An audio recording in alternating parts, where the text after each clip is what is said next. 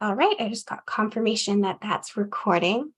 So maybe I'll take this moment just to welcome everyone. Thank you all so much for joining us here tonight. My name is Jasmine Patrick, if we haven't already met, and I'll be helping moderate the community meeting today. Before we do start, I'd like to acknowledge that I'm calling in from my home, where I'm an uninvited guest on the traditional and unceded territory of the Syilx Okanagan people.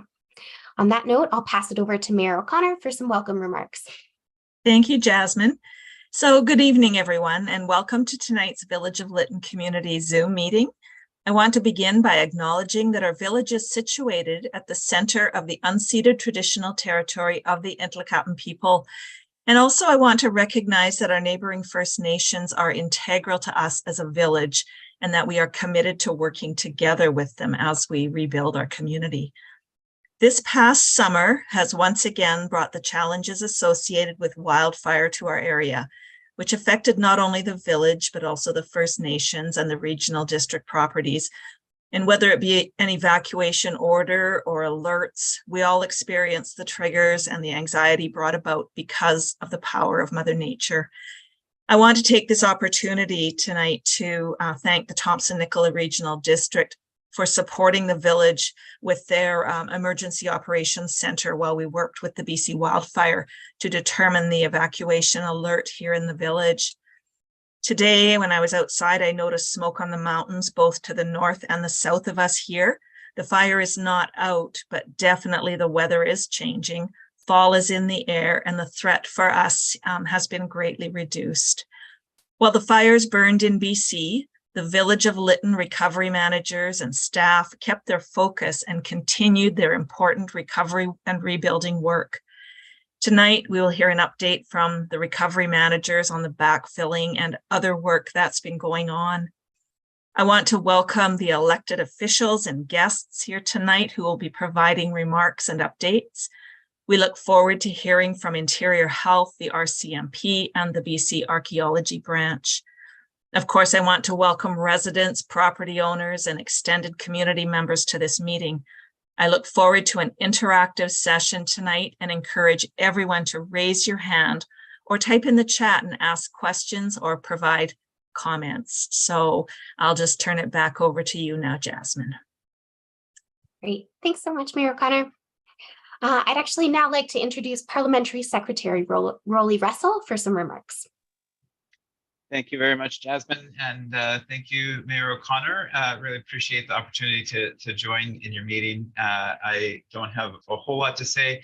I'm joining you tonight from Langley, so not my home in the southern interior, but traditional territory of the Kwantlen, Katsi, Samiamu, Tsleil-Waututh, Matsqui, Stolo.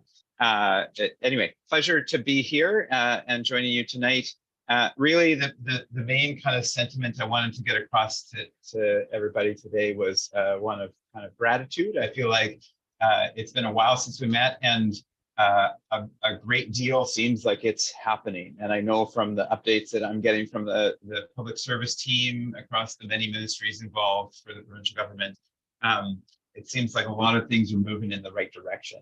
And so my hands up really to Mayor and Council and the recovery team for that work, because I know how hard it is, and it really hopefully feels on the ground there with backfilling taking place and the village office back in town and so on. That things are feeling good, and so my role, as a reminder, is just really to serve as a conduit between the mayor and council back to the provincial government to help navigate challenges that arise. And it seems like things are going very well. I'm looking forward to hopefully having some good conversations in Vancouver with you all next week with mayor and council.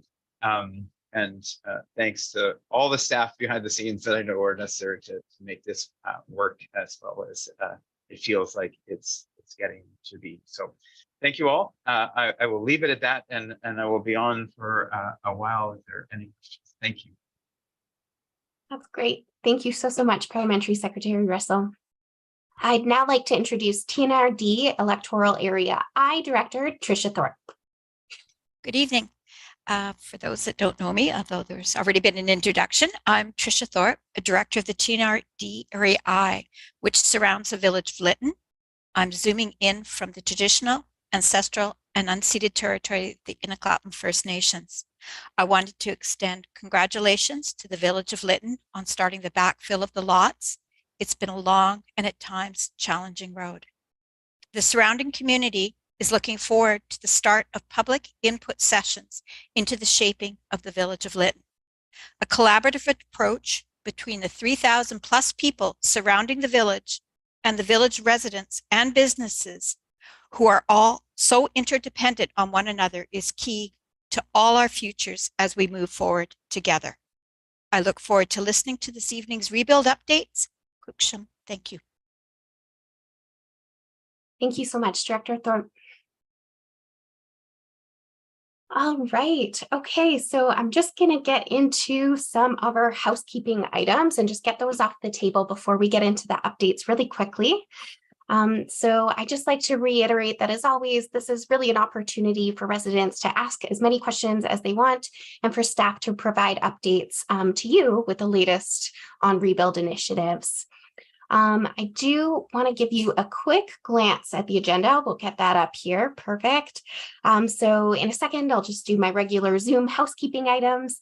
Then we'll have a number of presenters that will provide updates. So tonight we're going to be getting updates from the Lytton Lillooet RCMP, from Interior Health. We have the Archeology branch here with us today. And also we have a backfill update from the recovery manager.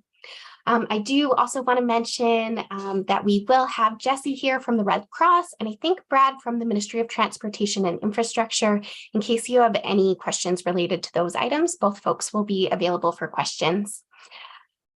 So we will be taking questions today in between groups of speakers, so a little bit different than usual, but then again at the end of the meeting. Before we get into it, though, as always, there are a few rules for participation. So please try to focus your questions today on topics that are applicable to the community as a whole. Staff are very happy to answer your individual or personal questions via email, and you can find all those staff emails at lytton.ca. As always, please use appropriate language, refrain from using profanities or abusive language. Negative comments toward any individuals today aren't going to be tolerated and will be removed from the session. And we request that you only ask one question at a time if possible, but then please feel free to raise your hand over again. I just want to make sure we have an equitable distribution of questions here. So I'll just take about 30 seconds to refresh everyone on Zoom. And just some of the best practices. So right at the bottom of your screen there, you're going to see a chat button.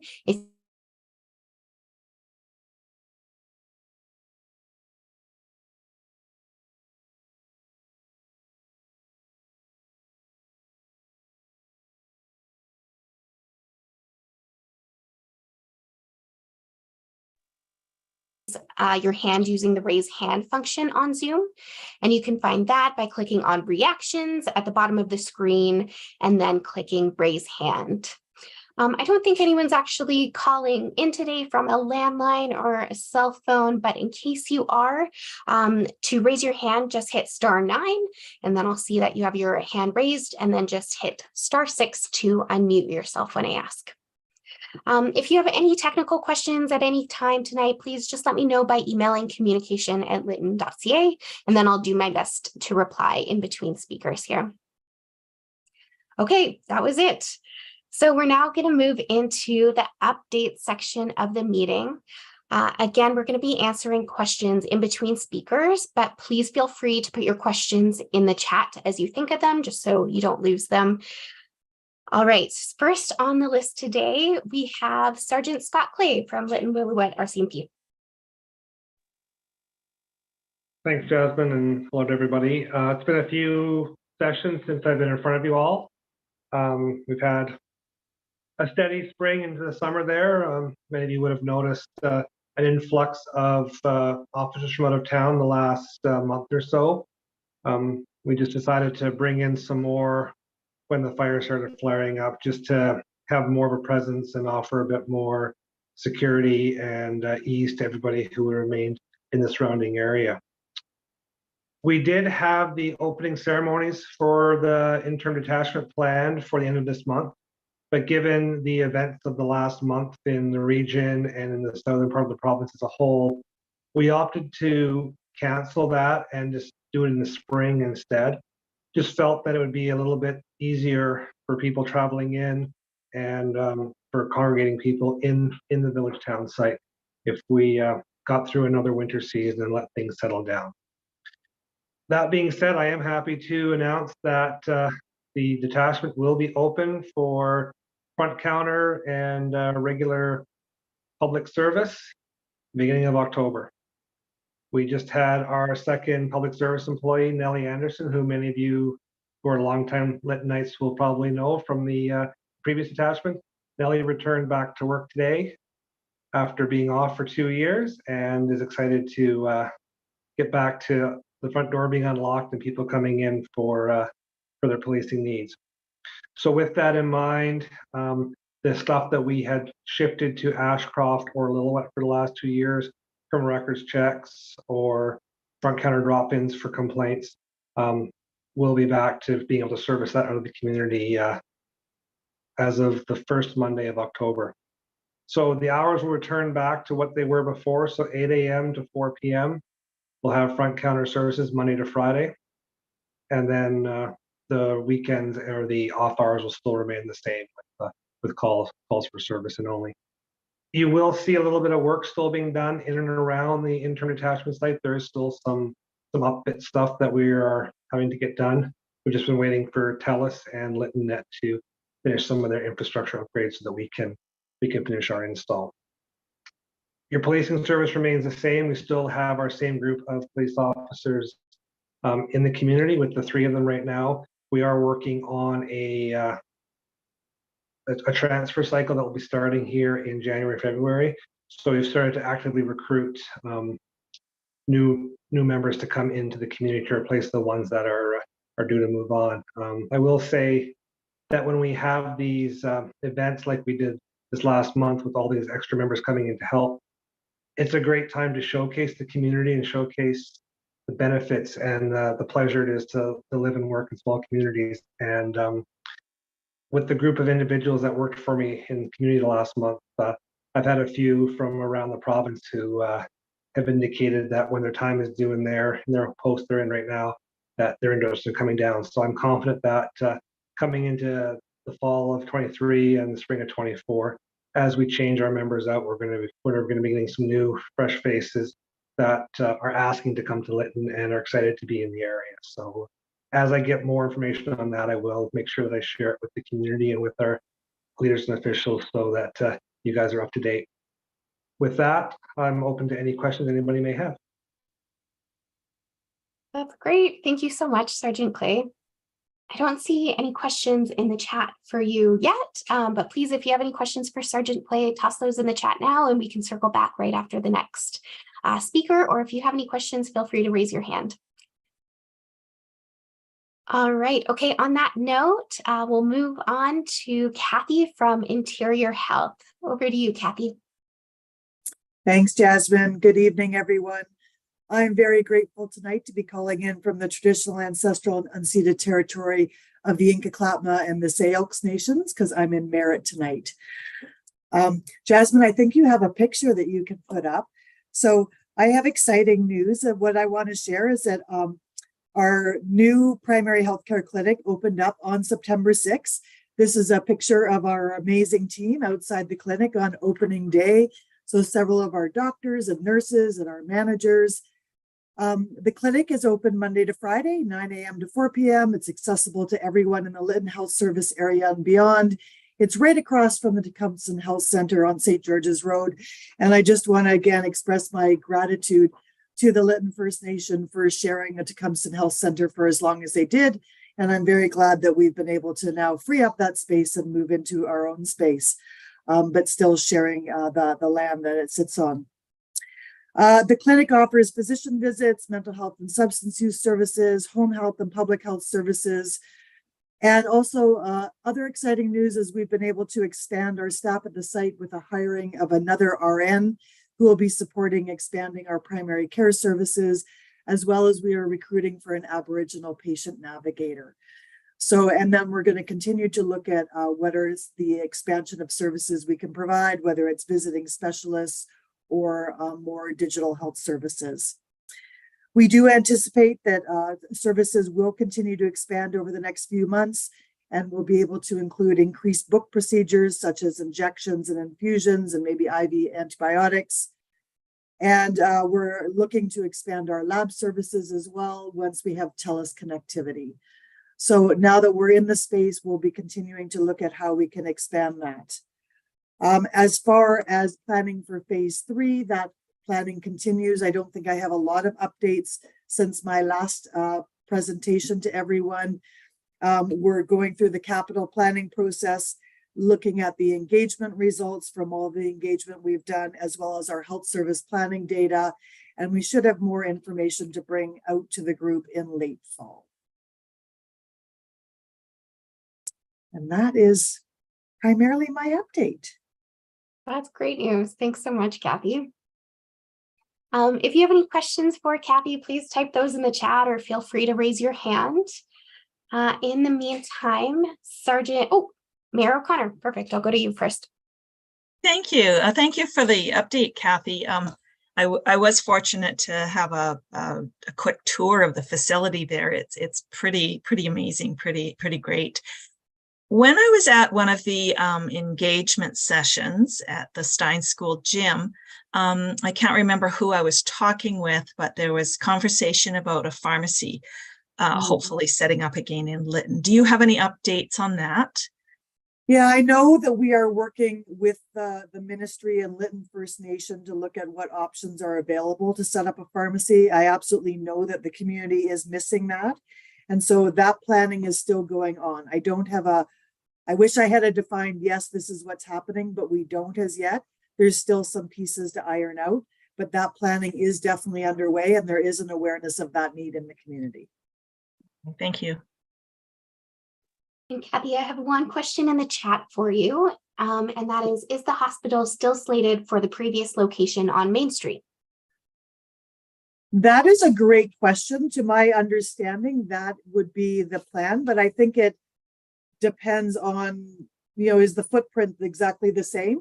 Or, is there any differences? And so, but my understanding is, yes, that is the plan, but I can get back to you on that with a confirmation of that. Great, thank you. And I'll give you a break here, and Sergeant Clay, I'll bring you back up to the table. Just for the folks that are going to be watching this afterward, there was a question in the chat that asked what the phone number for the Lytton detachment is. And Sergeant Clay responded that all contact information for the detachment remains the same. And that phone number is 250-455-2225. And then there is another question in the chat for you here, Sergeant Clay, which is the home that was purchased on Loring Way renovated and ready for a member to move in? So the interior renovation on the house is complete. We ran into some contractor issues with the exterior renovation on the property that we're just working through right now. And the yard work was originally slated for August. We shelved that, obviously due to the impact in the area. And I was discussing that with my project team today, and we're looking to get that the yards pulled apart and all that renovation on the exterior yard done here in the next month, 6 weeks. But Mayor O'Connor, when I do get a update from when they're going to actually get that exterior siding and that work done, I will just shoot you a quick email and give you an update on that. Thank you. Thanks so much, Sergeant Clay. And thanks, Kathy. That is it for questions right now, but please continue to put those questions in the chat if any others come up. All right. Okay. On that note, I think I'm going to turn it over to Ted and Paula, who are here from the Archeology branch, for an update. Ted, I'll turn it over to you first. Thanks, Jasmine. Appreciate that. For those who haven't met me, my name's Ted White, and I joined the Archeology group in February. And yeah, it's been a fascinating time. And myself and Paula we're joining from the Lekwungen territory, the Esquimalt and Songhees nations today in Victoria, and really appreciate you having us here today.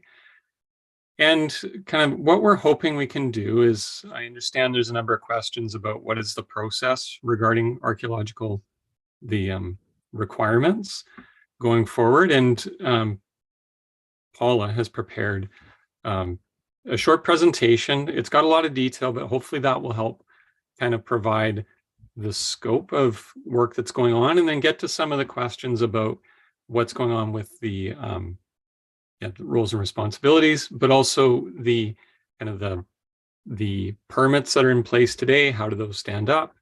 How will they work going forward? So with that, I'm going to turn it over to Paula, and we'll go through the presentation and hopefully field and answer your questions. Thank you, Ted. Welcome, everybody. And if it makes you feel any better, we're already halfway through the presentation, but the next slides will have a little bit more detail. So I created this one. I'm hoping that everybody can see the entire slide. I have some comments on top from Zoom, and it basically outlines the roles and responsibilities of everybody that is collaborating to support the rebuild of Lytton while complying with the Heritage Conservation Act. So as we've mentioned in previous town hall meetings, the Cumsheen Heritage Committee is comprised of Indigenous, local, and provincial agencies to inform the process and agree on the approaches within the village. So the KHC actually collaborated with the Archeology branch to develop the Heritage Conservation Act permits in the first place. The Archeology branch issued it, and then the village and the archaeologists and residents will all be able to work under the terms conditions of the permits. So 2 Heritage Conservation Act permits were established to protect work as archaeological sites in BC are protected whether known or as yet unrecorded. So the village being at the confluence of the Thompson and Fraser rivers is part of Nlakatlam homeland, and there's been a village here for time immemorial. And the work that's been done so far for remediation has identified archaeological deposits within the village. So this permit in place allows for the archaeological sites to be assessed and impacted under certain criteria and conditions. So the archaeologists, when they do the field work, they submit a report to the Archeology branch. The Archeology branch then turns around and provides management direction to the village.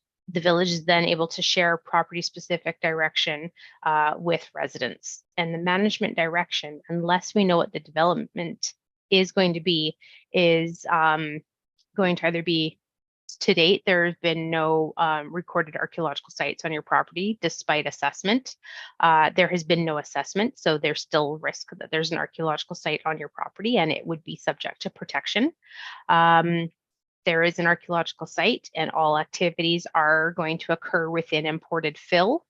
You can proceed under the terms and conditions of the permit that's already in place, provided you provide a Schedule A to the Archeology branch, and the Schedule A indicates you're participating in the permit, provides access to your property, and acknowledges that the work you're going to do is within the fill.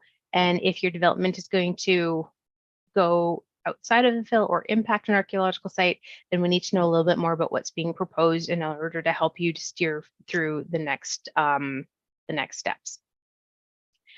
So when I refer to the Schedule A, that's the slightly bluer or darker blue line, and that starts with residents working with an archaeologist. The HCA permits have been developed so that any number of eligible and qualified archaeologists can work under this permit.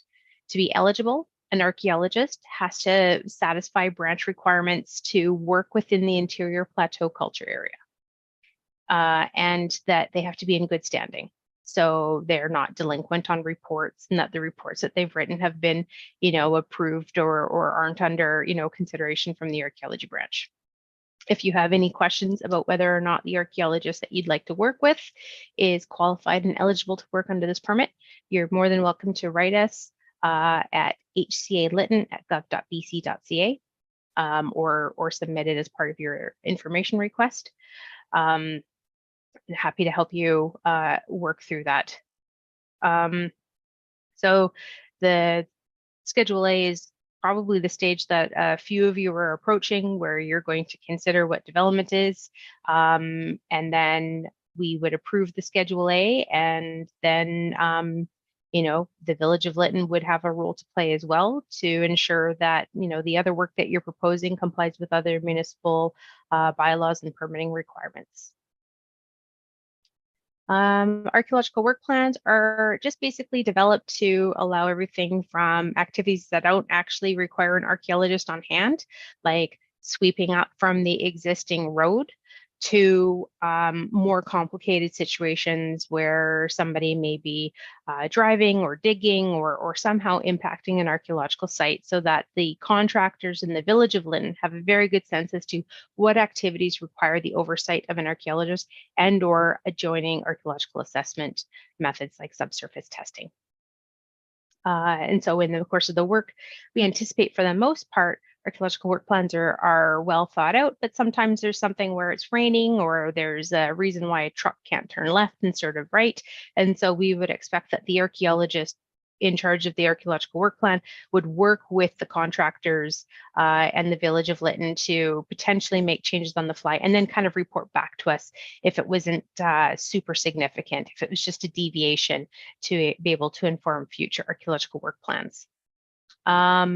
And then financing, the archaeology branch doesn't really have a role to play within the finances. The present archaeological contracts with AEW are administered and overseen by the Village of Lytton recovery managers.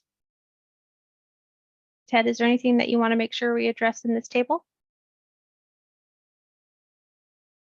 No, I think just kind of as you've gone through this, I'm hoping to provide a little more clarity to the process. And I think one comment you made at the beginning is, there is a permit, the heritage inspection permit, that is in place for the village, and that's been put there to allow kind of to expedite process. I know at times it may not feel like it has been, but you've got a permit, and then this process can roll out under it, which allows that work to occur and sort of streamlines some of what would normally be in the consultation process.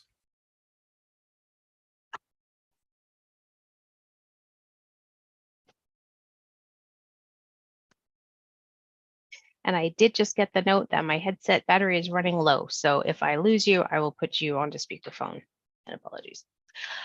Our next slide is a little less dense. And it just kind of addresses the workflow. For the most part, I've left it to our understanding of the work that's taking place. So, the debris removal for the most part occurred without the HCA permits, because it was really lifting, things to gain better access to the ground. And then the remediation is where sediments that were contaminated were scraped off in lifts, as overseen by an archaeological monitor, and stockpiled within the city or within the village, and screened. A sample was screened, and that provided us with that basis, that very the understanding that we had of the top 40 centimeters or so of deposits within the Village of Lytton, to have a sense as to where archaeological sites were most likely to continue on deeper below. The advantage of that was that it was safe for everybody working within the village, and we were able to move more quickly towards it. We were able to use mechanical screener, and and we were able to have a sense as to where the archaeological sites were and the density. The challenge associated with this approach with the remediation was, aside from the size and the scope of the work that was undertaken, it gave us a very coarse understanding as to where the archaeological sites were, and we don't have the provenience. So that's why we would encourage people to limit their development to within the imported fill when possible.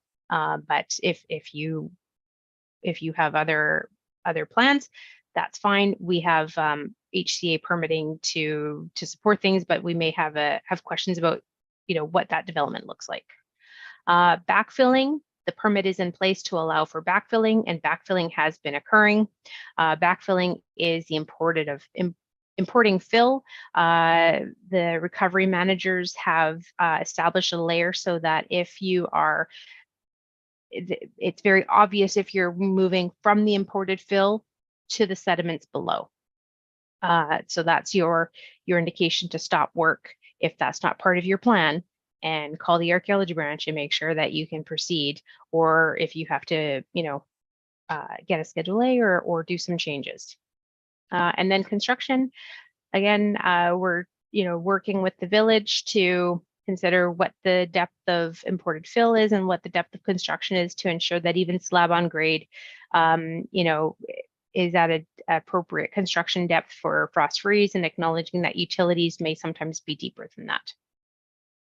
And then for the conclusion, we would have, as part of the Heritage Conservation Act permit requirements, we'll have a report to summarize what occurred. Any material that was collected is either reburied or curated at a museum, and we close the permits with a few other deliverables like the site records. So that's the end of my my slides, and we had a couple of questions. Would you like me to start on those? Sure. Yeah, that would be great. Do you want me to just start at the top and then go all the way through? Okay, perfect. And then we have a few in the chat for you afterwards. Okay, but great. these are the ones that we had from in advance. So the first question is, given the province currently holds and regulates the Heritage Inspection Permit, the HIP, what is the plan to address the expired right of entry and the lack of individual property permissions? So the archaeology branch wasn't involved in the development of the initial ROE, so we would be looking to EMCR and or the village. Part of the purpose of the Schedule A's is to indicate your participation in the permit. Thanks, Paula. Okay. The next question here is, does the current HIP, Heritage Inspection Permit, which covers the entire village as a single project, remain valid? Yes, both permits, the Heritage Inspection Permit 2022-0064 and the Section 12.4 Alteration Permit 2022-0165. Don't worry, you don't have to remember all of those numbers if you don't want to. But both of those permits are presently open until December 31st, 2023. Heritage Conservation Act permits can be amended and extended. The Heritage Conservation Act permit was established to support the community rebuild of Lytton, including but not limited to remediation. We tried to create a permit with a flexible scope and methods to address a project of this magnitude. Great, thanks so much. Similar question, would transitioning from the current Heritage Inspection Permit to site-specific permits, similar to the remediation process, be beneficial in addressing concerns such as ancestral remains? And would this transition also enable property owners without archaeological sites to proceed with their rebuilding efforts?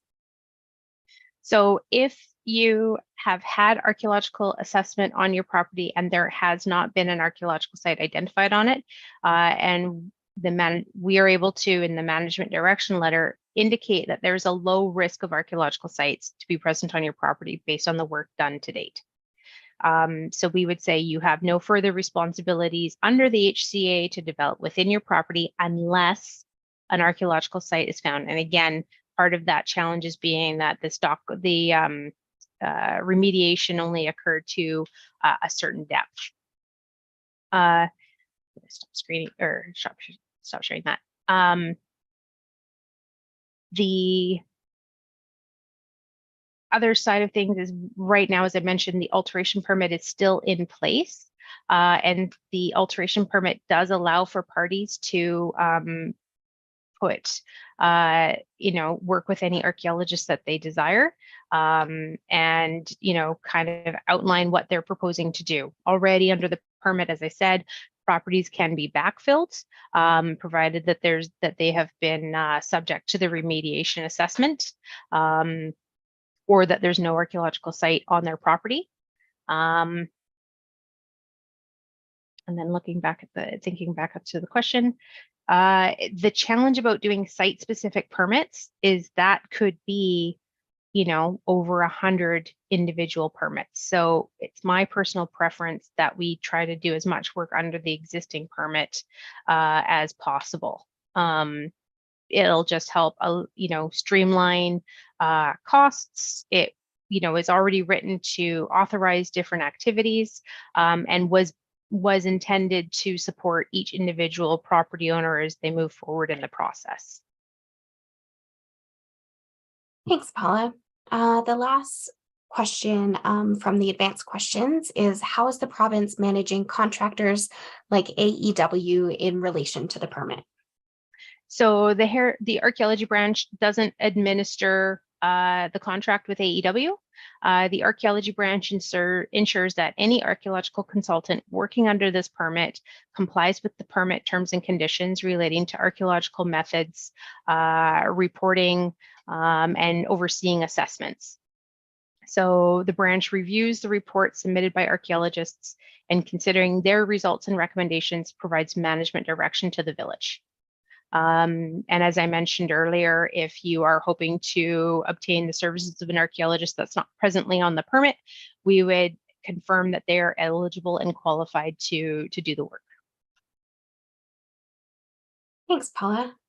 All right, I'll move into some of the questions that were in the chat.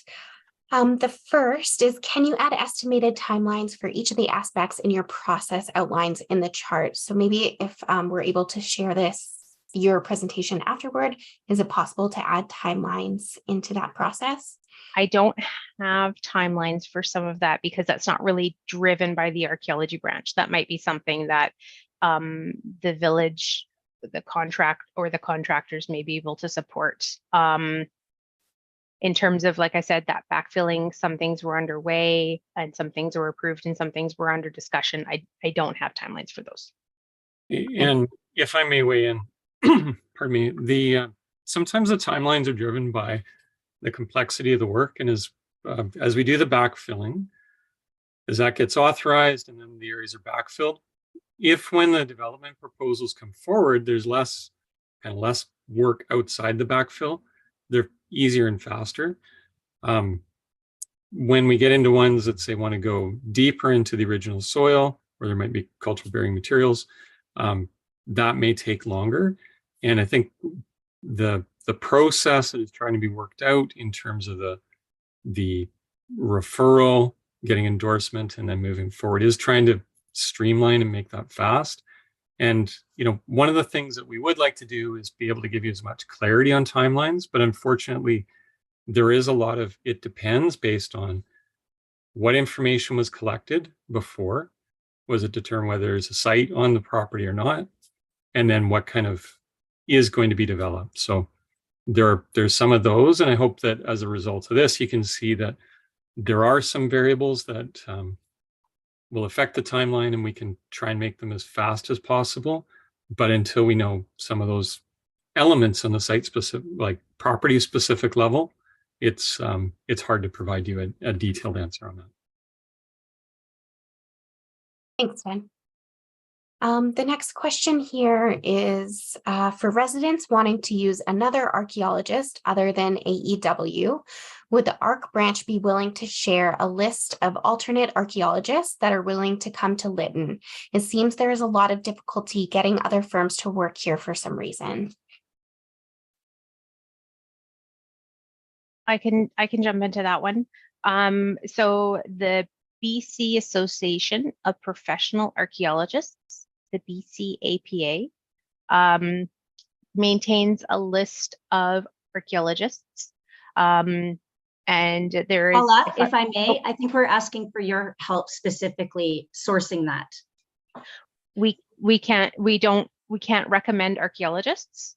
Could you confirm that other archaeologists are willing to come to Lytton? And if not, why not? I don't know what archaeologists are available to work right now. Archaeology is an incredibly busy industry. Okay. We are hearing across that there's a lot of work to be done. Thank you, Paula. Yeah. Thanks, Paula. The next question here is very much related. It says, you talked about residents hiring an archaeologist. Can you explain when residents would need to do this? In what circumstances? Yeah, it's going to depend on a couple of different factors. One, what is known about your property, and two, what is known about your proposed development. So, if there is no archaeological site on your property, then you probably don't need to work with an archaeologist. If you do need one, then the advice that we are giving to the Village of Lytton to distribute to the residents kind of goes through that. At what stages and when would you need to obtain an archaeologist, and what activities may not require one, particularly as, in some situations, we've had properties where initially they had an archaeological site on them, and then upon further review, we were able to determine it was only within a corner of the property. So it was highly unlikely that development was going to impact the archaeological site. It was going to be easy enough for you to avoid it through development. Thanks for that. The next question is, at what point will residents rebuilding be given the sign off to proceed without ARC branch involvement? So it depends. It will, based again on how much work has occurred within your property, what's been found to date. Some residents have, some properties have already been advised that there's either no archaeological site or very low risk that there's an archaeological site in the letters that we've been sending to the Village of Lytton. Thanks, Paula. The next question is, will property owners find out what was found on their properties? Probably not on a property specific basis. We are working with the Nlakatlam and other descendant nations to share some of the results on what's been found, but it'll probably be at the village level. Okay, thanks. Just a question related to the last question. Have all properties had an assessment? No.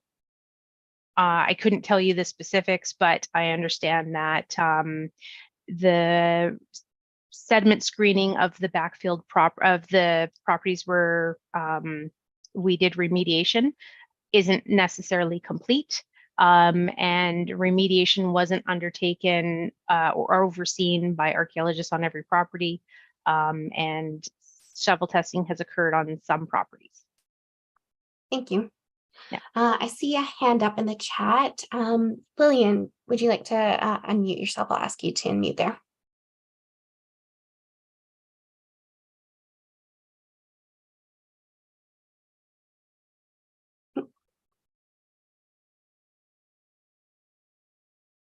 I think the hand was lowered. Okay, never mind. We will go back to our list of questions from the chat here. So if I dig below the backfill, I require an archaeologist. So just a clarification there. It will depend on whether or not we know that there's an archaeological site underneath the imported fill or not. And if it's in conflict with your development. So again, if it's over in the corner and your house is squarely in the middle of your property and there is a good sense that the site doesn't extend into your property, you may not. You may, just require an archaeologist to monitor some activities. Again, I can't give property specific advice, and I apologize for that. And it will nearly always start with, it's going to depend on what we know about your specific property in terms of what advice I can provide. And Paul, if I may add, as that process chart laid out, we're getting, the information is becoming more clear and more crisp with each step we go through, and each management direction letter is helping really sharpen that up. And, we've got 1 through 3 issued for zones 1 through 3 issued, zones 4 and 5 are being worked on right now. So hopefully that'll continue to provide you the additional clarity and start to remove some of the mystery around this.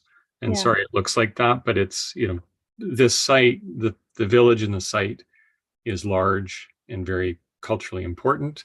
And it's just taking time to get through that. Thank you both. Okay. The next question is, how is it that AEW receives provincial funding for their scope of work that is directed and overseen by the KHC, and that the KHC is an arm of the NNTC, which is financially affiliated with AEW? Isn't that a clear conflict of interest? So maybe just a clarification on that relationship there. Yeah, so AEW is one of about a dozen archaeological firms that are owned by Indigenous governments. The AEW is still subject to the terms and conditions of the permit. They are a local firm, so you are considering whether or not there's costs for, travel or accommodations that you might have had for other things also,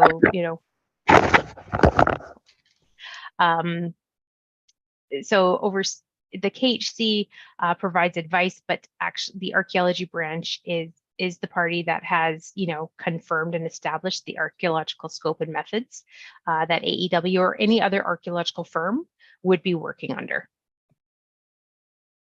Paula, may I follow up with that question?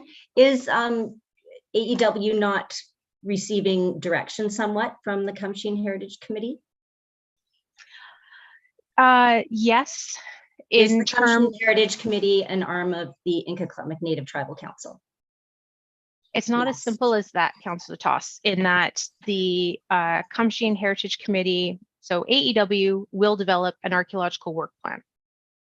That work plan is subject to review by the KHC, and an archaeological work plan developed by an archaeologist will anywhere else in the province is also discussed with the descendant communities and the First Nations that are involved. That is the purpose of the Kamshin Heritage Committee, is to make this a faster process and more agile. To you realize that's not happening though, right, Paula? That it is not expediting the work. The purpose of the AEW writes the archaeological work plan. It is discussed within the KHC and is ultimately approved by the archaeology branch.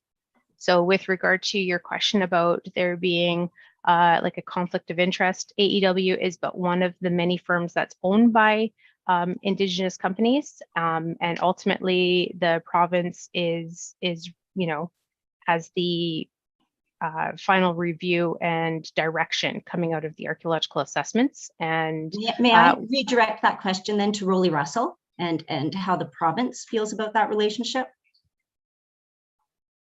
Thanks, Councillor. I would be happy to talk about this more.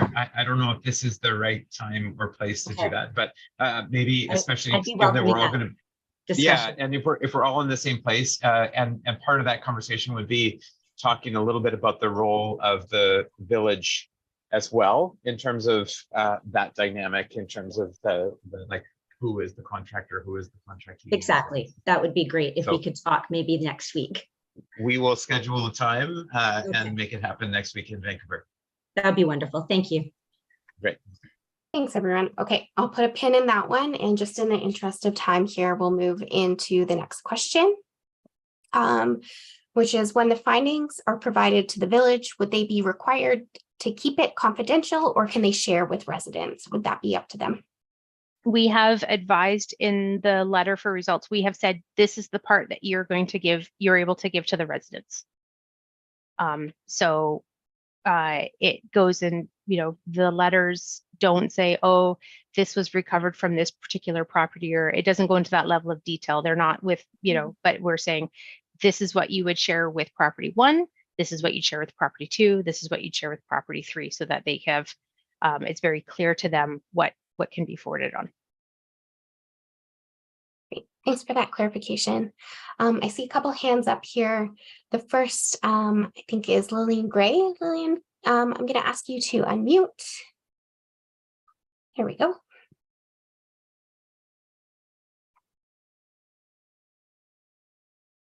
Can you hear us? Unfortunately, we can't hear you.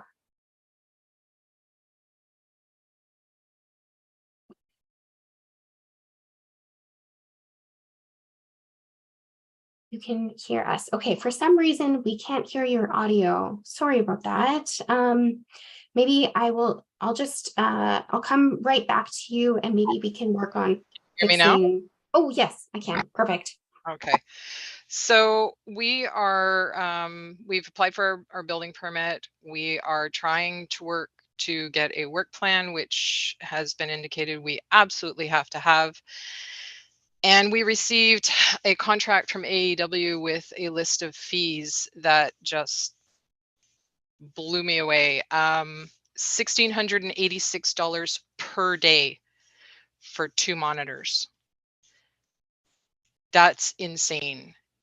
If we are digging a trench 6 feet deep for services, we can only clear out 27.5 inches first. Then the remaining 6 feet has to be taken out in 4-inch increments. How long is this going to take? And 10 working days, Monday to Friday is $16,860 just for the monitors. That doesn't include the work plan. It doesn't include all their other fees, which when I totaled it up, came to a little over 8,000 for 5 days, and somewhere around, a little over 11,000 for 5 days, and just under $24,000 for 10 days. I cannot imagine that anyone in Lytton can afford this. They were paid millions of dollars by the province. Why are they demanding more money from the homeowners? They were never supposed to get any money from the homeowners. They were only ever supposed to be paid by the province. And I am very confused about this. And we're backed into an absolute hard place. We cannot get moving on our building unless we have the alteration permit. And we can't get the alteration permit unless we have the work plan. So somebody needs to get this straightened out. I mean, I'm sorry, but having 2 guys stand around, watch my construction guys dig a hole and get paid $800 plus a day for it. And that doesn't include taxes, by the way, plus taxes. So I'd really like somebody to explain this. I understand archaeology is a specific field and it's expensive and et cetera, et cetera, et cetera. However, there has to be some common sense and a limit placed on some of this. When I asked Heritage about it, I was directed to talk to the village about funding. When the question came up at the village, I was told there's no money. So someone, please explain. Thanks, Lillian. I'm wondering if anybody can sort of address that, provide advice for homeowners that are experiencing this. I don't know if I should turn this to Paula or Ted, or potentially CAO member Ket, if you've had any discussions on your end.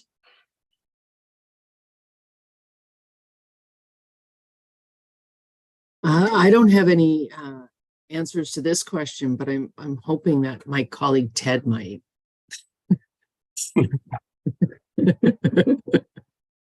Thank you for that.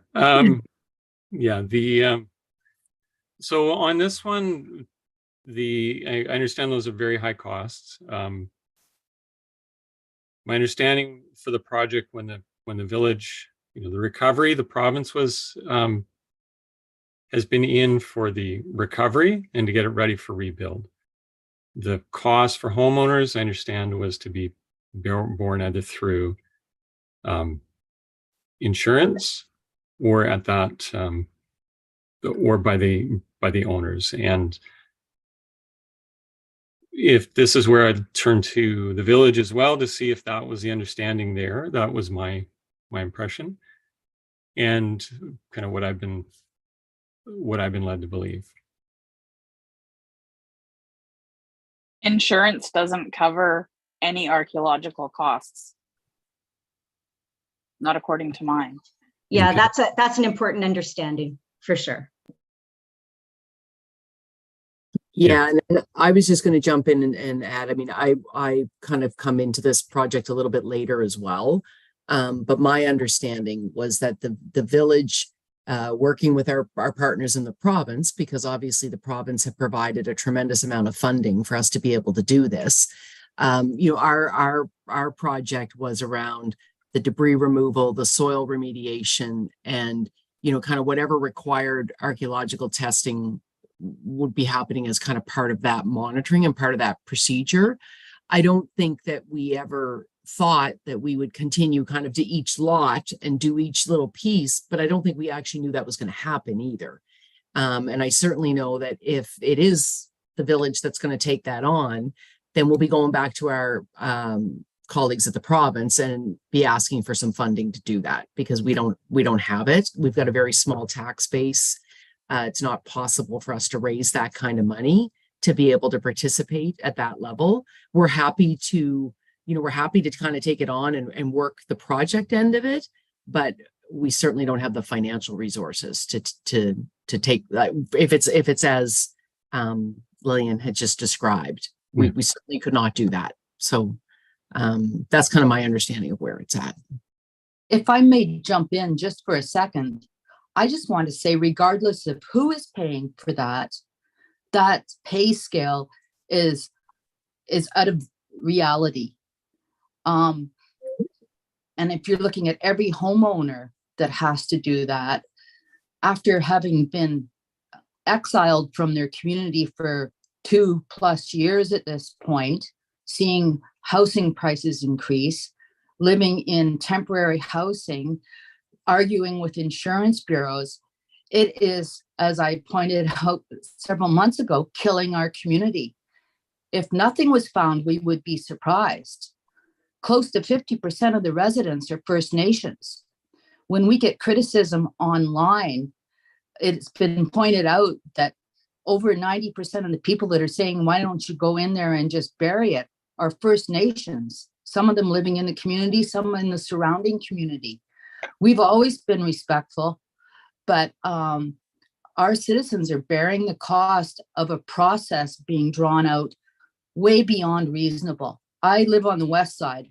I've stood on the west side and I've seen the pace of work, and it is just appalling and scary when we hear some of those workers brag that they've got a job for another 5 to 8 years.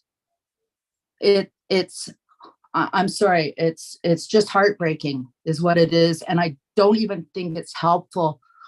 And I'm confused because we told the citizens to approach Arc Branch, and Arc Branch would tell them what was on their lot.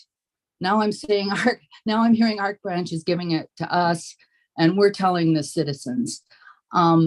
It's been a process that's being developed, but at whose cost?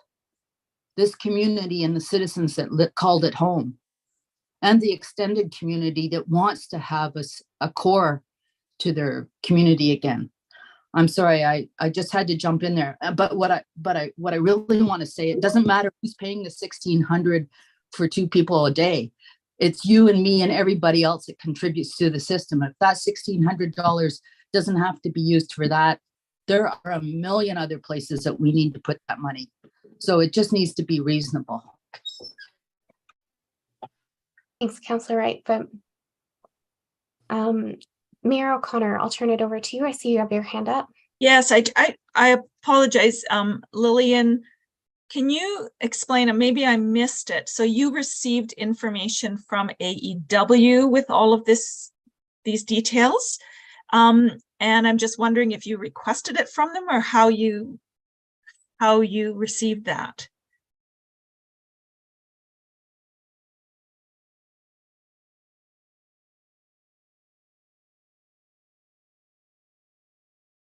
I'm not sure if I'm the only property owner on this call tonight. Sorry, I was just waiting for Jasmine to unmute me. So when we moved into the building application process and understood that we needed to contact AEW, my builder contacted AEW and they discussed what needed to be done. The southern footings of our house impact a supposed site, as does the service trench, which is 20 feet long. So they had a discussion. AEW sent them a contract, which was also extremely interesting to read. And the fees were listed at the back, and I have placed them in the chat. Those are exactly right out of the contract they sent. Thank you. Thanks for that clarification.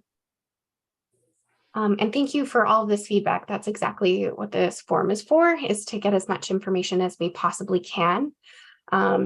Maybe on that note, please, if we have additional comments, continue to raise your hand and put them in the chat. CEO Mumbercat, maybe we can take all this feedback back with us and report back at a later time then. That's great. Thanks, Jasmine. Perfect. Okay. And I will move into the next question,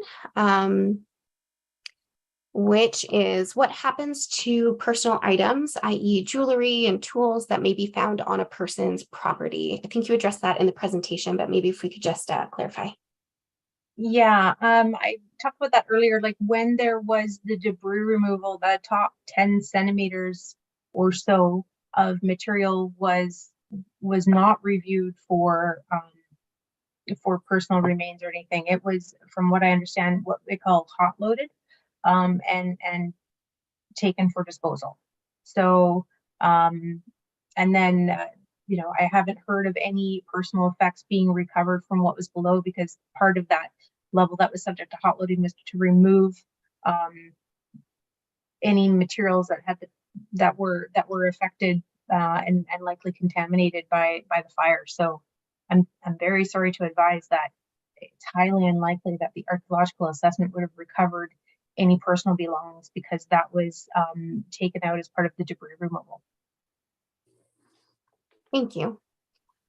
The next question is the permit for archaeology under the right of entry with residents and the village of Lytton? Not, like I mentioned in the opening of my presentation, we didn't develop the right of entry, so I would look to either EMCR or the village of Lytton to be able to address that. And going forward, that's part of the purpose of the Schedule A, is to ensure participation in the permit. May I jump in there, Paula? So you're saying that this work is continuing without a right of entry from the residents? And you're aware of that? No, I don't know what work is actually actively taking place right now.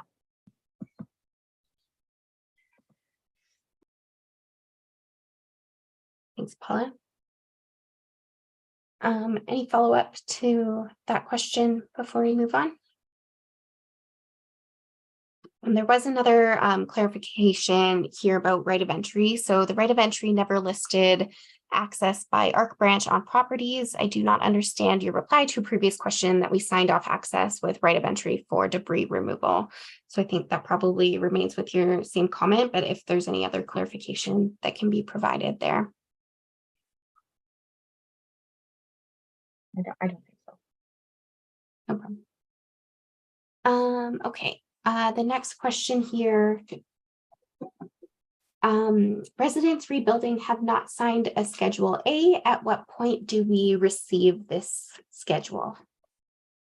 I believe, we right now, and going back to one of the previous comments or questions was about, previously we'd indicated that we were going to be writing letters to the residents, and now we're going through the village, and part of that is a reflection of we didn't have contact information for everybody.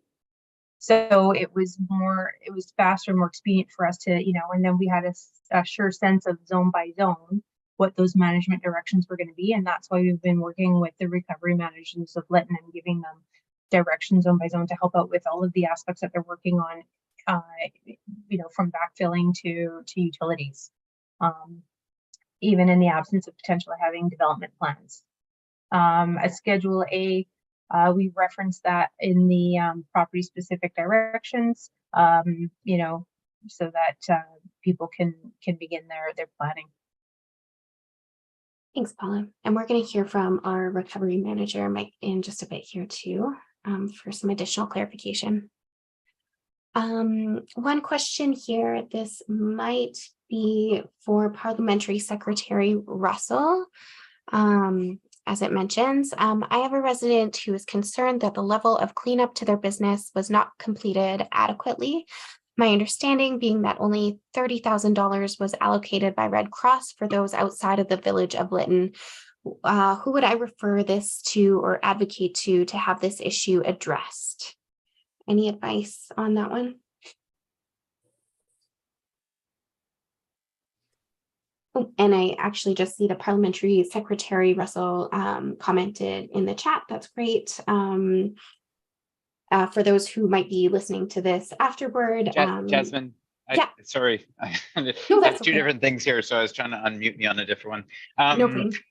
So yeah, I just replied just before the question was voiced, and I feel like I probably need a little more information to understand what the best point of contact would be for that. And so I'm happy to follow up directly with you, Tricia, if that works, Director Thorpe. Perfect. Thanks so much. Okay, I don't see any more active questions in the chat. I'll scroll back through just in case I missed anything, but we do have one more update and presentation to go today. So maybe at this point, I will turn it over to Mike, who has a backfill update for us and a presentation, I believe, and then we'll circle back to all the questions.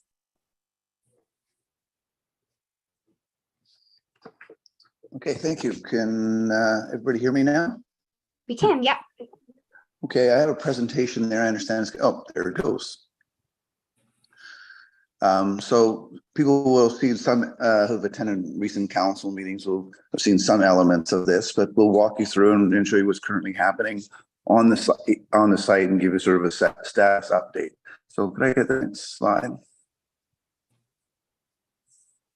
So right now, with a big focus on cleanup, remediation, and archaeology, we finalized remediation for most sites. There's a few stragglers that we still need to work on. We finalized the archaeological work, has been done for most sites again. There's some other outstanding work, but most of it has been completed. And we finalized the removal of the streets west of Main. There's one small pile there that has to be sifted and dealt with. There's some piles up the hillside that we need to find a solution to. And you would have seen pretty significant fence removal. Fences up right now are there to contain excavation sites to make certain they're safe and people are not going into them and falling down. But as we backfill, we complete it, we create a safe area. We remove the blue fencing, and we've got a significant portion of that down right now. It definitely changes the feel and atmosphere of the place once we get the fencing removed. Next slide. So we divide the village into 7 zones, as you can see there on the map, and the zones roughly correspond with the streets. So zone 1 is largely first south, zone 2 is second south. So you can see roughly where they how they align. Zone 1 is now largely complete. There's you'll see a few piles of material there. We're just sculpting and measuring and testing for drainage there. Zone 2 is now largely complete. We're about 95%. When I did this, it's probably 99% now. Again, there's just a few sculpting issues we got to deal with there. We started on zone 3 yesterday, and we proceeded on there. So we've got so we'll be there probably into next week. Zone 4 and 5, there's work plans under development. And once we get those, go through the process, make a decision, and they're approved, we proceed almost immediately on those. So an example is Zone 3, we received the approval on Wednesday morning, and on Wednesday morning, we proceeded into Zone 3 and started working there. Zone 6 management decision letters, I understand, are being developed for Zone 6, and my understanding is for Zone 7, there's a draft report at that stage. So as these are completed, our teams are ramped up, and we're able to work our way through the backfill project there.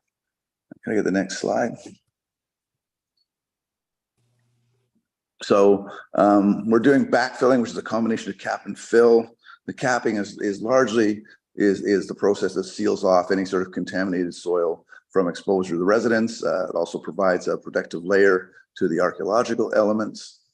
The filling restores the original elevation and topography, and provides a geotechnical stable base for construction. Can I get the next slide? So here you see how the process is working. As you'll see, we were the start of this, we were still in the middle of the fires. There was still significant smoke on the site. But we initially provide a protective layer over sort of the native soils that are there before we move the machinery out. The track machinery can churn up the soil, could damage any archaeological artifacts or cultural material there. So we provide basically a safe bed to work from, and then spread that soil, the fill across the site, and start using that as sort of the basis of how we work. The next slide. In this example here, you see we have a geotechnical specialist testing the deep filled areas. We get some area where there were foundations or fairly deep excavation. We backfill it in layers about 12 to 18 inches. We use a compactor, vibrating compactor, and water to sort of get it to compress it and compact it. The technical expert comes in, measures it, and makes certain we've got sufficient, it's able to take appropriate load for people to be able to build on in the future. And then we do this layer by layer until we've actually built out a stable site that we know is geotechnically stable, and people will be able to build on those properties. Next slide. So here's an example. You see a sort of cap and sort of the initial fill. In this example, we've largely got it done, but we would still go back and do some sculpting. We brought in the bulldozer for that. It sculpts better than the smaller equipment. And the layers are sample tested. There will be some sites that require additional grading. We'll be monitoring for drainage, make certain it's flowing in the original way it was, and we're not creating pools or flowing in the wrong areas. Once we finish this, owners are able to get a survey for their new construction. So when the permit process, they'll be looking for a survey. We try to retain as many of the posts and pegs as we could, but they'll also be looking for surveys of where the building's going to go. So that'll be marked out. And as I said, we're going to monitor these sites for drainage. So the next slide. So that's what we've been doing for the last few weeks. We largely proceed, one zone takes about a week to a week and a half. Some are smaller, some are larger. And we're just going to keep proceeding week by week. Assuming we don't get any delays in the approval process, as long as that can align with our construction process, we intend to keep moving, and we'll be proceeding into October, which point we hope to have the majority of the work done. There will again there will probably be a few sites that are a little bit more difficult, a little more technically challenged to resolve, but that's the intention, is to continue to proceed in the backfill part of the project that way. So thank you. Great, thanks so much, Mike. And thank you so much to all of our speakers today. I'm going to open it back up to questions, obviously for Mike now, but also for the rest of our speakers. We have a number of them still here. Some had to leave. So if you do have any questions for speakers who have already left, I'll make sure I get them to them after, and we'll respond in our written Q&A. I also just want to remind you that we have Jessie here from the Red Cross who can also answer any questions. So I will go back over to my list. I do think I have one for you so far, Mike. And that is, when will the dozens of piles of dirt on the east side of Main up 6th and along Station be removed? They're blocking access to a property. Yeah, we see that there and we appreciate that. So we're working with Heritage Branch, working with emergency management, because there's a couple of questions outstanding. That material is to be it is useful to get the information out of that material through a sieving process. The municipality does not, the village does not have the money to do that. So we're working with Heritage Branch and emergency management to determine what is the requirement for us to do there, and what is sort of the best practices. And in those discussions, ultimately, who will be paying for this? So that needs to be resolved. And I understand those discussions are ongoing right now. Thanks, Mike. Lillian, I see your hand up. I'll ask you to unmute. Thanks. Okay, so Mike, I understand what you're saying. Somebody's got to pay for it. I don't care. That stuff is in front of our property, and my builder cannot bring in equipment to do anything with those there. So if they need to be sifted, move them. There's tons of areas that they could be moved to that would allow residents to get access to their properties again. And it is not the residents' issue if the village is running out of money. They need to be moved, and I want them. I've been told since May that they were going to be moved. It is now September. We are looking at building, at least trying to get our foundation in before the frost hits. So we would really, really like them moved now. They can be moved to a parking lot and sifted there. They don't have to be sifted in front of our property. They are not from our property. They're from Main Street. So go sift them on the properties that they came from. They don't have to be sifted where they are. Please have them moved as soon as possible. And if you need to find the money, then I suggest that you talk to the province, because it's not my responsibility to have those moved. It's the villages. Thanks. Okay, I can tell you, we are aware of the challenges, the fill being located in the piles being located in those locations. We are looking at the option of where can we move these if the funding is not available. Are there options, places we can put it that it doesn't become a problem with someone else's property as well? Just like moving the piles, we don't move it in front of someone else's, and now it's a problem for them to build. So we are looking at alternate locations, and we have had those discussions with archaeologists. And we're again in discussion with the province of trying to get this problem resolved.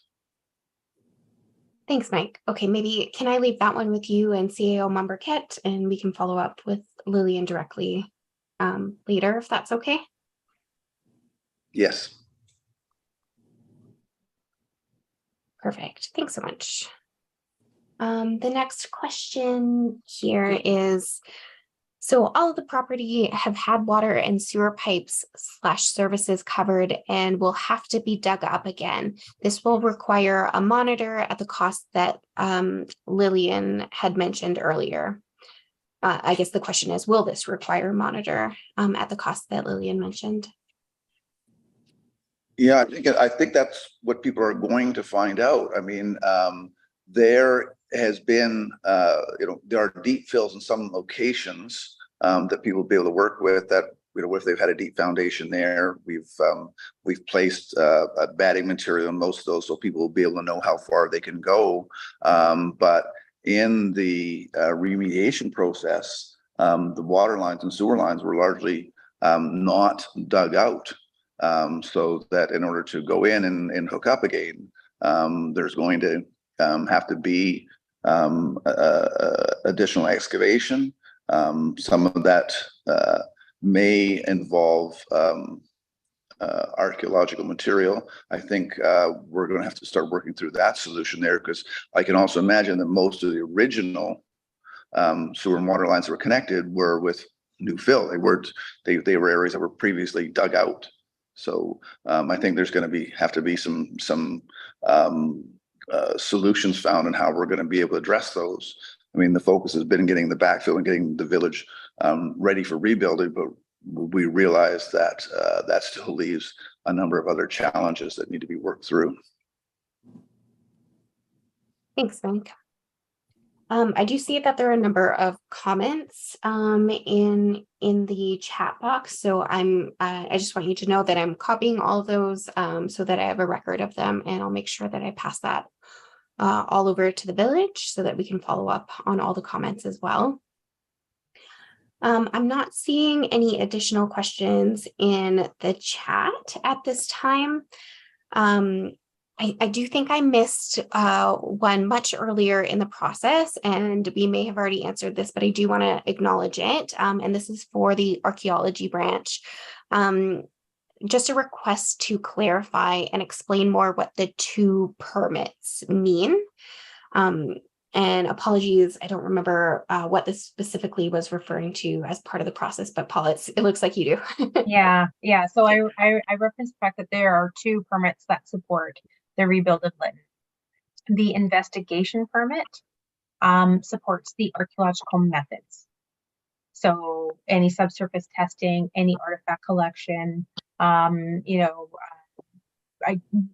identifying and assessing the archaeological site would take place under the investigation permit, and the alteration permit, because archaeological sites are protected under the Act. You cannot alter a site without a Section 12.4 permit in place, and that permit allows alterations to occur, including importing fill on top of the site, so that we have a record that in 50 years, the reason why you haven't found anything is because there's 40 centimeters of fill on top. Thanks, Paula. I'll give it a few more minutes here in case anyone has some final questions. Please put those in the chat or raise your hand. We have a few more minutes before we have to wrap up. Mayor O'Connor, I'll turn it over to you. Thank you. I hear a lot from property owners in Lytton and residents around the area that they don't understand why a place like Monty Lake or other places in the province that had, lost their homes when Lytton did the same summer, why they can start rebuilding and don't have to go through this process. And I'm wondering, Ted, I know we've heard it from Paula before, but I'm wondering is Ted on, that he could give us a different perspective on that? I don't know if it'll, thank you for the question. I don't know if it'll necessarily be a different answer, but in those other areas, there would have been a similar process where there would have been a review to determine is there a known site in the area, or is there a risk of there being archaeological sites? And then that risk assessment would have been reviewed, and the process would have been followed there. The village of Lytton is in, as you know, I don't have to tell anybody, is in a known site with a lot of cultural material there, and that's why it may look different, but that initial sort of screening and review would have been done for all. And I can assure you that we're looking forward to the people who've been affected this year to do the same thing, to try and make sure that we can look and screen and move through. So yeah, I can understand why it looks different, but it's because it is. There's different materials there, and whether there's presence or not of the sites. Thanks, Ted. Councillor McCann. Thank you. Okay, Ted, so we can expect to see West Kelowna encountering the exact same process in the coming months and weeks then, because it is definitely a known site. There have definitely been Indigenous people there for a millennium, just like Lytton. So I'm sure we're all going to see now West Kelowna in the news, seeing their archaeological people out there making $16,000 per homeowner so that people can rebuild their homes there, right? We're all going to see that now. I'm sure. I can hardly wait. Sorry, my tone is coming through. I'll stop. Thanks, Councillor McShann. And no need to apologize, no need to worry. These are the discussions we need to have. So please, I encourage them.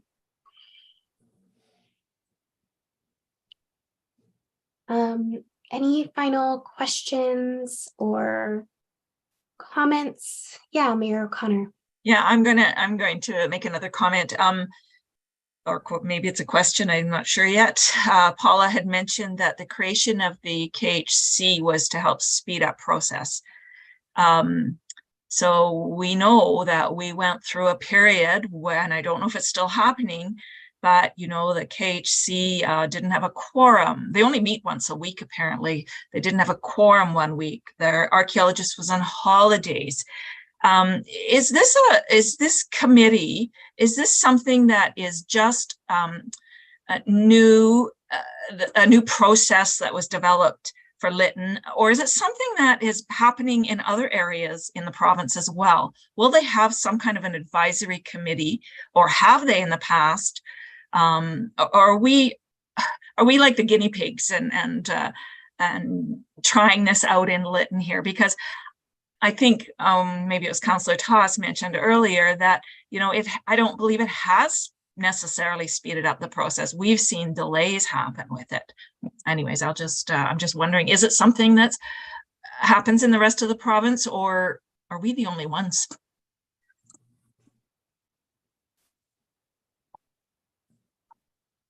Sorry, apologies for the delay, just getting my unmute button.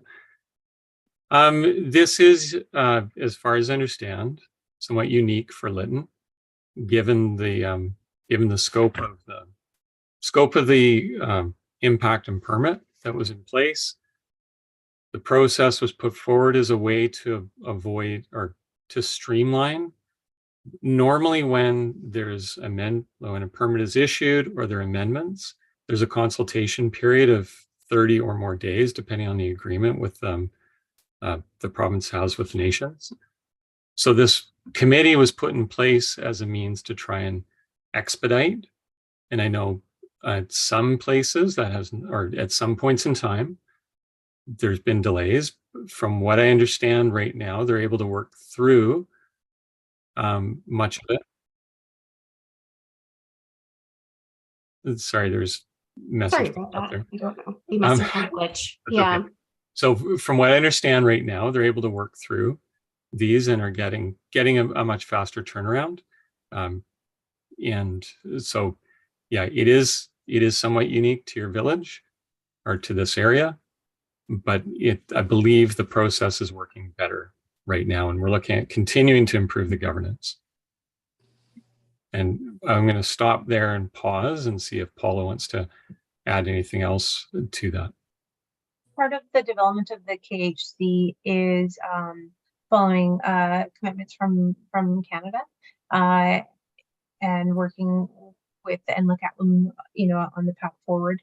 The KHC is a different way of doing this.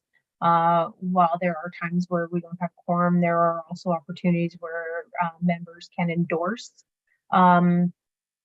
movement through emails.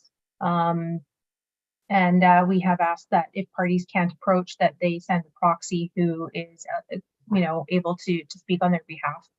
But acknowledging that sometimes it's a challenging thing. So yeah, so the KHC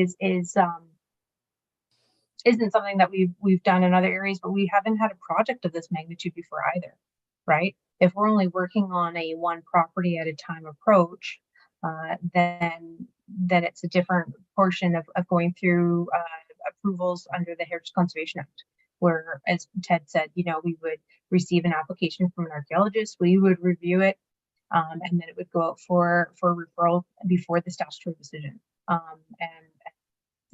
this has been a different way of doing things. And in general, the way that, you know, we are moving is a different way of doing things. I've been with the government for about 12 years, and things are very different than when I started. And just to clarify, the KHC is not a voting, like they are an advisory group. I just don't quite understand the word. Now I've heard advisory, consultation, whatever, but now I'm hearing the word endorsement, and I don't understand what that means. What are they endorsing? Because if they're endorsing, it's like they're maybe voting on something, or I don't know. Yeah, it's our intention to move forward with the endorsement of the different parties, right? This isn't a shared decision-making board. This is, seeking consensus in advance of decisions. And so that's why receiving KHC endorsement is helpful.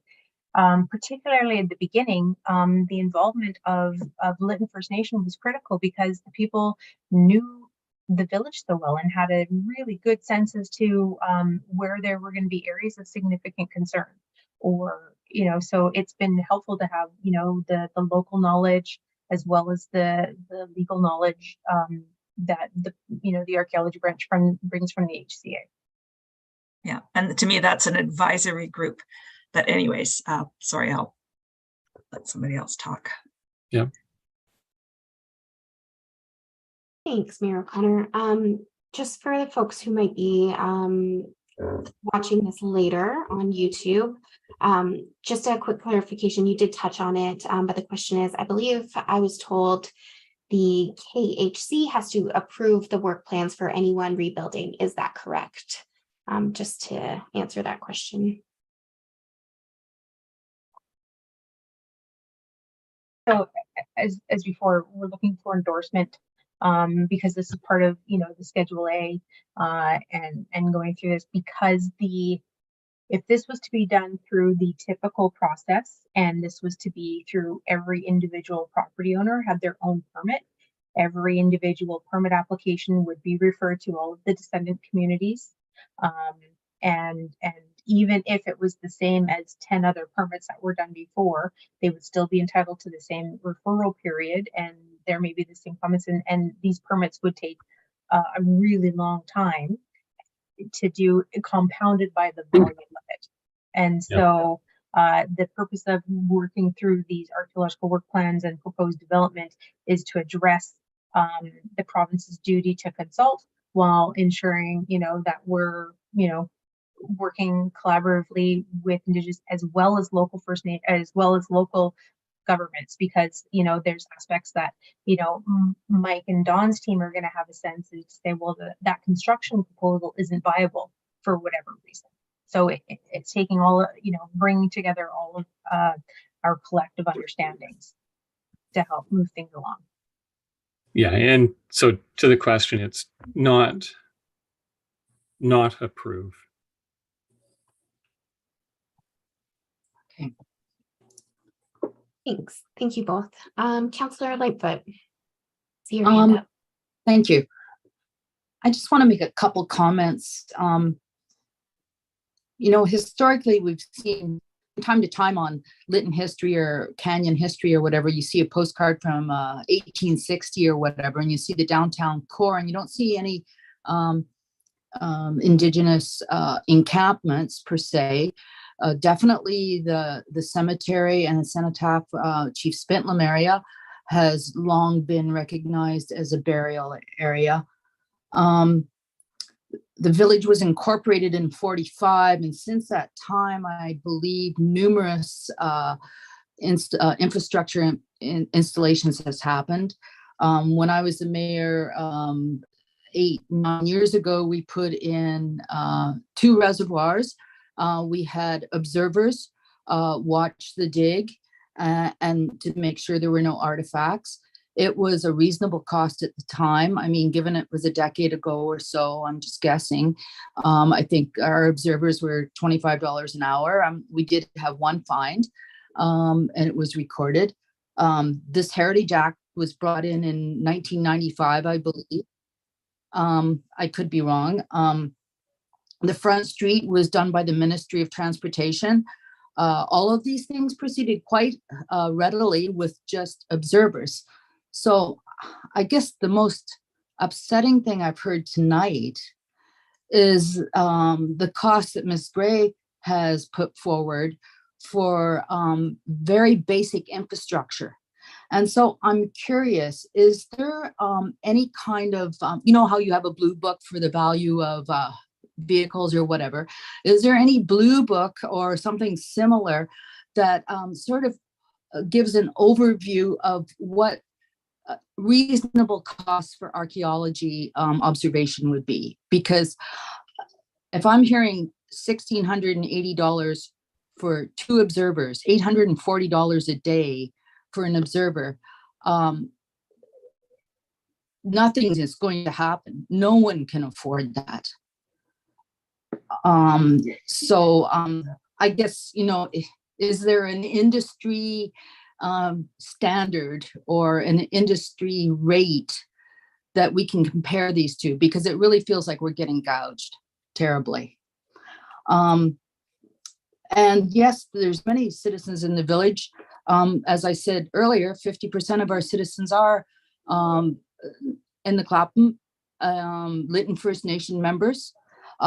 They're quite hurt and appalled that their rebuild is being delayed. And just one other comment from Paula, that this is a different way of doing things. I would personally give it a failing grade and suggest that it maybe is an example of a way not to go, because 27 months in, over 12 months of archaeology. I'm not sure when they started, but I know it's been at least a year.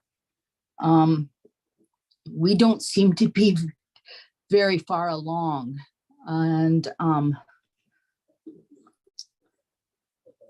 that's all I'll say. I'm just heartbroken, like many of our citizens are, that it's being so difficult going through such a trauma and then having so many hoops to jump through is just making it exhausting. Thank you. Thank you. Thanks, Councillor Lightfoot. There is, thank you, Councillor Lightfoot. There is no blue book for archaeological fees. The archaeology branch doesn't oversee or regulate charge out rates. The BCAPA in their job positions does advertise the wages, and so, you know, it's not unheard of for archaeologists to, you know, these positions to be posted for jobs that, if you consider the charge out rate, those rates are consistent with what was being quoted. I don't know enough about the resident situation to say, to make any comments about the scope of work that was proposed. You know, and I don't know whether, you know, there's a potential that if a bunch of properties are being done at the same time, that they can all be, you know, reviewed and subject to monitoring concurrently. You know, I can't say. Yeah. But I think, sorry, just to take that, I think it's good information to get that's shared with us, and we can review and discuss and look at some of those questions, because we hear you, and we'll talk about it and see what we can do with that information. the only other thing that I would add to that is, you know, if you are interested to obtain the services of another archaeologist, you are, you know, welcome to get quotes and schedules from archaeologists, and that's where we suggest local directories or the BCAPA. Paula, we've tried that. So that's a big part of our problem, is enticing other archaeologists to step on the situation that's occurring here in Lytton.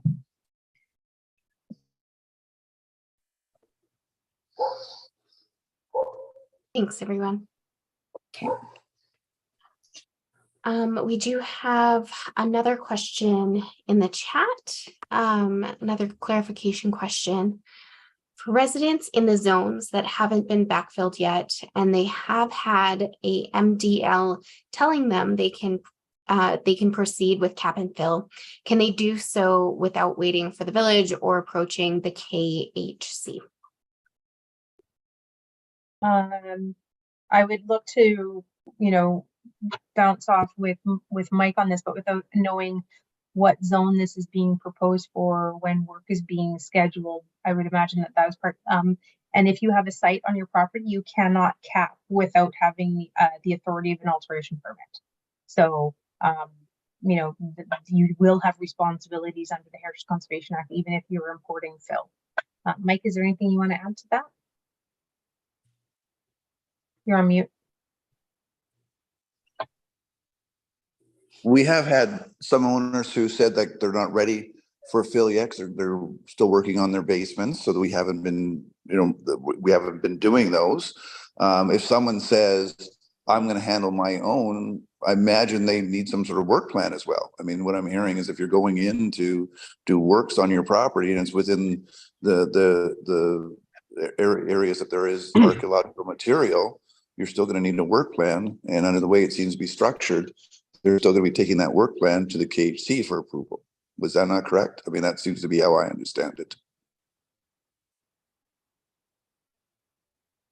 Back to you, Paula. I mean, that's yeah. No. I'm like, I have nothing to add to that. You know, if you are going to be doing work, then you need to have a work plan.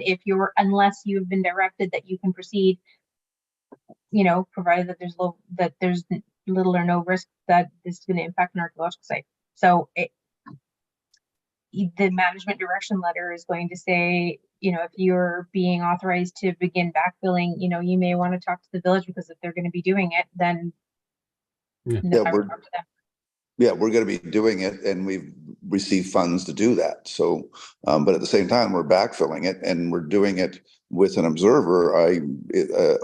Paula, my understanding would be if someone says, well, I'm going to do this myself, they would still have to have an observer there, wouldn't they? I mean, it seems to be, the observer applies to us, it applies to anybody doing it. That's right. Yeah. Yep. So I mean, if they, you know, they may save 2 weeks or 3 weeks on what we're doing, but it's definitely a pretty high cost to them for doing that. Thanks, Mike. We are getting close to the end of our time here. We probably have time for a couple more comments. Lillian, I see your hand raised, so I will ask you to unmute. So this is just a very quick question, and I don't know if anyone can actually answer this. My understanding was that when a homeowner engaged AEW and they were going to be monitoring your property, they would not be on your property until they were required. And then in the meantime, they would be off working for the village. Now, to me, that's double dipping. They're getting paid to work for the village. You call them, they come over, and you pay them again to work on your property. That seems wrong, with a capital W. Is this accurate? Does anyone have that information?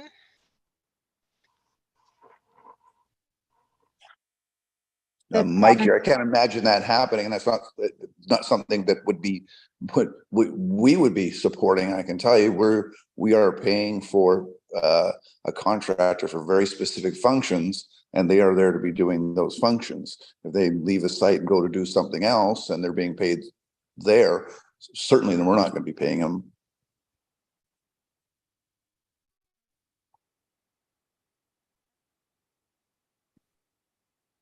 And then I was going to say, I defer to Mike, because the village of, you know, he's overseeing the contracts, the archaeological contracts.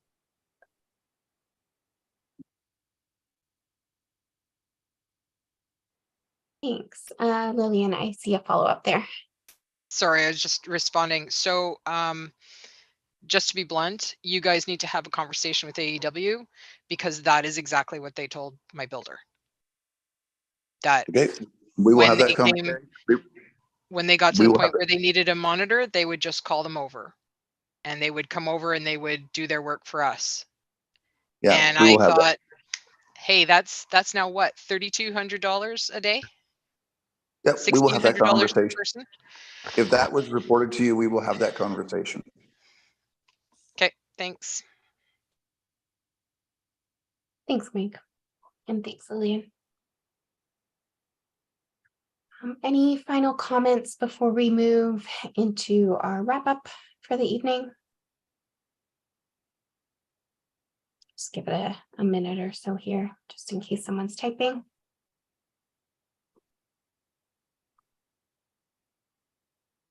In the meantime, maybe I'll just say that I know there are a number of questions that we didn't get final answers to, so we have noted all of those questions. As always, we'll do the Q&A that we'll post to the website so we can refer to it after, and any questions that didn't get answered, we'll answer in that document. And like I mentioned before, we've captured everybody's comments, not only questions that were in the chat. So I'll make sure that the village has access to all of those comments so that they can follow up as needed. Not seeing any other questions come through, and I'm not seeing any other hands. So I do just want to thank all of our speakers for being here today, but also all of our residents for also being here and for sharing their stories and for asking all of the questions. On that note, I think I'm going to turn it over to Mayor O'Connor for some wrap-up remarks before we close off. Thank you, Jasmine. So this evening, I want to also thank all the presenters, everybody that provided updates. I just want to mention Scott. I think we're pretty excited to be able to go into your temporary office and see and say hi to Nellie and meet any new members that may come there. So that was really good news to hear. Kathy, the temporary facility, as I said, we're just so pleased in the community here that our doctors and our nurse have a place to work from, where they're not crammed into closets and things like that. So that was great as well. Thank you, Mike, for the update on the backfilling, and truly thank you to Paula and Ted for coming. I know most of the questions and comments were for you, and you were in the hot seat at times, but we do appreciate you coming and sharing the information and trying to answer our questions. I think you could hear lots of frustration still, as somebody said, over 2 years later, and we just want our town back, and we just want our homes rebuilt. And I say we, and I talk the collective we. The other day, I had a Lytton First Nation member who lives across the river say to me that they were just thrilled to see the activity, the backfilling happening in town, because he said, I can't wait for our town to come back. And I think, that message is why we are asking these tough questions and why we are trying to get things straight and understand funding and all the other pieces. Not that we're trying to be, just create problems. We really need to understand. So thank you very much. And thank you to everybody that attended, all the people that are here live on Zoom and those watching on YouTube. I'm sure there's a number there as well. Just a reminder that tomorrow at the Parish Hall, we have an in-person engagement session to discuss the inclusive buildings, municipal structures and buildings that we want to be rebuilding in the community. So we hope to see a good turnout at that, starting at 11 o'clock and going to no later than 3 o'clock. Who knows, it could even end earlier. So thank you to everyone for tonight. Thanks, Mayor O'Connor. Thank you, everyone. Thanks all. That concludes tonight's meeting. I just put the contact information in the chat there if there's any additional questions that you have or want to follow up with anybody in particular. Thanks so much. Have a great night. Thank you. Thank you. Bye.